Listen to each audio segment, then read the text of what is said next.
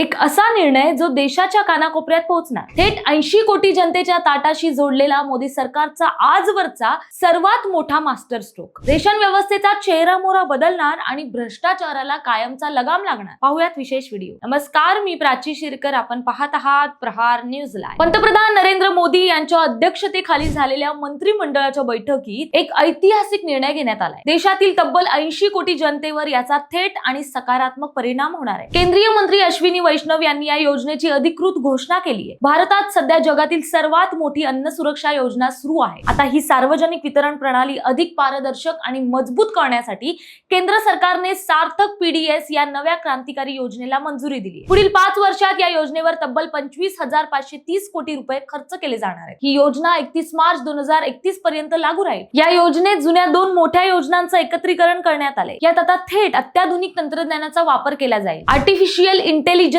Machine learning आणि blockchain तंत्रज्ञानाच्या मदतीनं धान्याची गळती आणि काळा बाजार पूर्णपणे रोखला जाणार आहे. रेशन दुकानदारांचे कमिशन वाढवून त्यांची आर्थिक स्थिती सुधारली जाईल, तर लाभार्थ्यांच्या तक्रारी सोडवण्यासाठी एआय आधारित यंत्रणा काम करेल. म्हणजे शेवटच्या माणसालाही हक्काचं धान्य वेळेवर आणि योग्य प्रमाणात मिळेल. तंत्रज्ञानाची जोड देऊन रेशन व्यवस्थेतील भ्रष्टाचार मुळापासून उपटून टाकण्याचा हा सरकारचा प्रयत्न स्तुत्य आहे. 80 कोटी गरीब जनतेला थेट दिलासा देणारा हा निर्णय देशाच्या अन्न सुरक्षेला एका नव्या उंचीवर घेऊन जाईल. सार्थक पीडीएस योजना ही पारदर्शकता आणि डिजिटल क्रांतीचे एक नवे पर्व ठरणार आहे. ना धान्य चोरीला जाणार, ना हक्क हिरावला जाणार. मोदी सरकारच्या डिजिटल रेशनने प्रत्येक गरीब तृप्त होणार. थेट शेवटच्या घटकापर्यंत हक्काचा घास पोहोचवणारा हा डिजिटल निर्णय देशातील कोट्यवधी गरिबांचं जीवन सुकर करेल, यात शंका नाहीये. माहिती आवडली असेल तर कमेंट्स मध्ये नक्की कळवा आणि अशाच नवनवीन अपडेट पाहण्यासाठी प्रहारला फॉलो करा. धन्यवाद.